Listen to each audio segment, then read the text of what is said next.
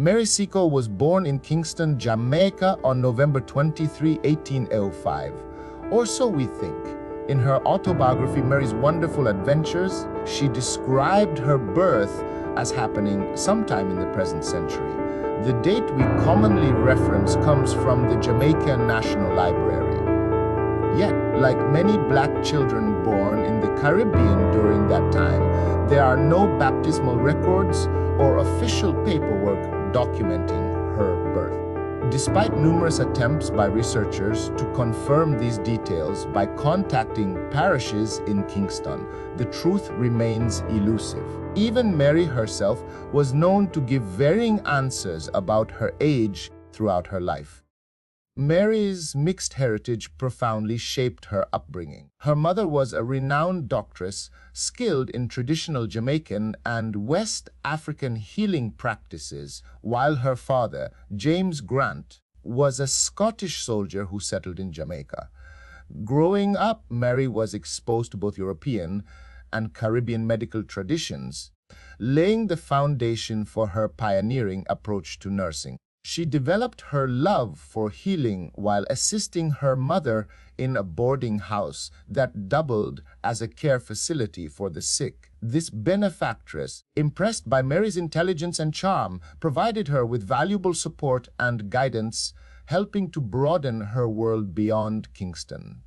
In 1821, with the encouragement of this patroness, Mary made her first brief visit to London. The trip was not just a young woman's adventure, but a formative experience that exposed her to British culture and society, which would shape her confidence and ambition in the years to come. The visit was also a reflection of her growing curiosity about the world and her desire to expand her knowledge and skills.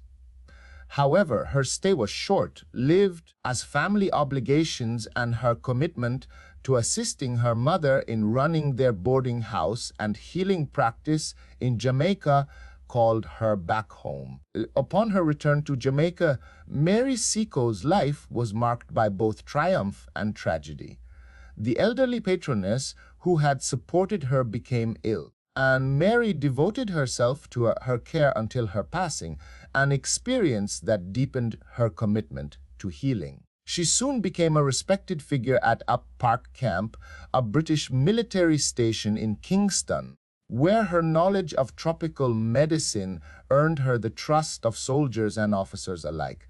Around this time, she married Edwin Horatio Seacole, a merchant with reputed blood ties to Admiral Lord Nelson and his famous mistress, Emma Hamilton, though the exact nature of these connections remains unclear. Their marriage, though filled with promise, was short-lived.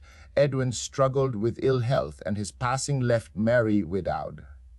During the 1840s, a devastating fire destroyed her home, but undeterred, she rebuilt it as Blundell Hall, a well-known hotel and convalescent home. Shortly after, her mother also passed away, leaving Mary to carry on the family's healing legacy. In 1850, when a deadly cholera epidemic ravaged Jamaica, Mary and her family played a critical role in providing care and remedies. In 1814, Mary Seacole embarked on a journey to Central America, specifically Panama, to visit her brother who had established a thriving business there, inspired by the hotel their mother had established in Jamaica. At the time, Panama was a bustling hub due to the California gold rush, with prospectors and traders passing through on their way to the United States. However, the region was soon struck by a devastating cholera outbreak, a disease Mary had already encountered in Jamaica. Drawing upon her experience and medical knowledge, she quickly stepped in to help.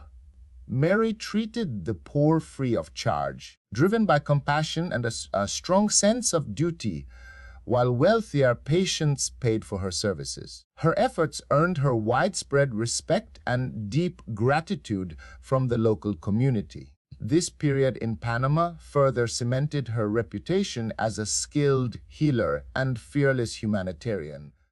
While in Panama, Mary became aware of an escalating war, as Napoleon III declared war on Russia on behalf of France and England.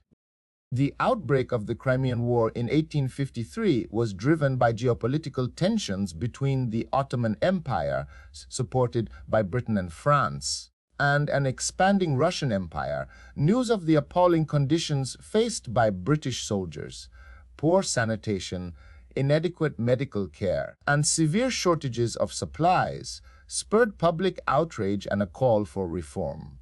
Determined to help, Mary Seacole applied to the British War Office to join Florence Nightingale's team of nurses, but was rejected, likely due to racial prejudice. Undeterred, she financed her own passage to the Crimea and established the British Hotel near Balaclava, a combination rest stop and medical station for soldiers. Unlike traditional hospitals, the British Hotel provided not only medical care but also nourishing meals and a place for soldiers to recover from the harsh conditions of war. Mary's contributions extended beyond the hotel's walls.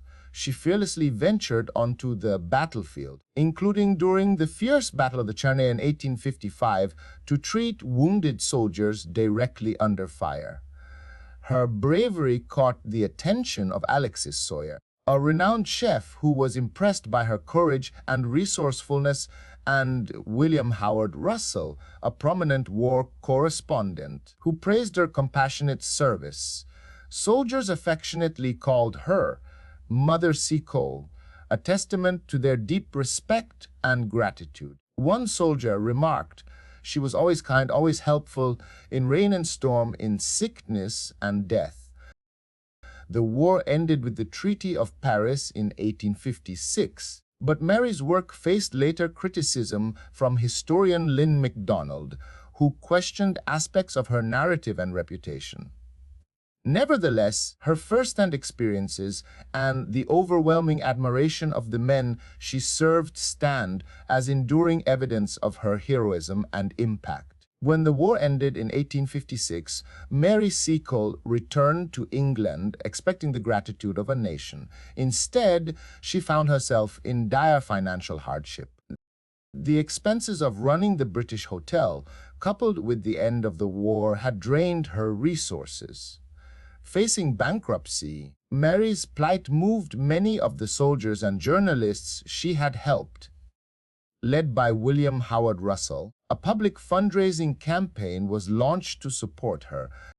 Benefit events were organized to restore her finances. These efforts reflected the deep admiration and affection the British people felt for her compassionate service.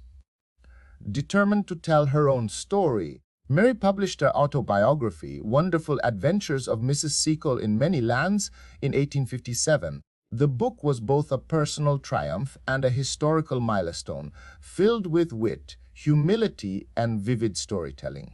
Despite earlier misunderstandings, Florence Nightingale's sister, Frances Parthenope Verney, expressed support for Mary, and Prince Edward of Saxe-Weimar, a Crimean veteran, held her in high regard. Mary's legacy, though challenged by time, remained woven into the hearts of the men and women whose lives she had touched. For many decades after her death in 1881, Mary Seacole's remarkable contributions to nursing and humanitarian service faded from public memory. Unlike Florence Nightingale, whose legacy was firmly established in the annals of British history, Mary's story was largely overlooked. It wasn't until the late 20th century that renewed interest in her life began to grow. Driven by efforts to recover the narratives of Black pioneers and unsung heroes, in 1973, the rediscovery of her grave in St. Mary's Catholic Cemetery, Kensal Green, marked the beginning of a new chapter in recognizing her legacy. Advocacy from scholars, historians, and community leaders helped propel her name into broader public consciousness. In 2004, she was voted the greatest Black Briton in a national poll, solidifying her place as a symbol of resilience and humanitarianism. Mary Seacole's influence extends far beyond her time. Her pioneering spirit and commitment to care inspired the naming of the prestigious Mary Seacole Award by the NHS, designed to recognize and support healthcare professionals improving diversity and addressing health inequalities. Her ties to notable figures like Isambard Kingdom Brunel, whom she met during the Crimean War, further illustrate her wide-reaching connections and impact. In 2016, a long-overdue tribute came with the unveiling of a statue in her honor outside St. Thomas Hospital in London, the first statue in Britain dedicated to a Black woman. The sculpture, standing proudly near the Houses of Parliament, immortalizes her as a symbol of courage, compassion, and multicultural contributions to healthcare. Today, Mary Seacole's legacy inspires generations of nurses, particularly those from underrepresented backgrounds. Her story challenges historical narratives and highlights the importance of diversity, equity, and representation in medicine. By celebrating her life, we not only honor her bravery but also reaffirm the value of inclusive healthcare systems that embrace the contributions of all. Her remarkable journey reminds us that true heroism is rooted in compassion, determination, and an unwavering commitment to human dignity. Mary Seacole's life is a testament to courage, resilience, and the power of compassion. From her humble beginnings in Kingston, Jamaica, to her fearless service on the battlefields of the Crimean War, she broke barriers of race, gender, and class to become a trailblazer in healthcare. Despite prejudice and financial hardship, she pursued her mission to heal with unwavering determination, leaving a legacy that has inspired generations. Her rediscovery and recognition in modern times remind us of the importance of telling diverse stories and honoring the forgotten heroes who shaped history. Mary Seacole's journey is not just a story of nursing, it's a story of humanity, perseverance, and the enduring impact of a single individual's bravery. With that said, thanks for watching another Fresh K documentary. Remember to like and subscribe, and until next time.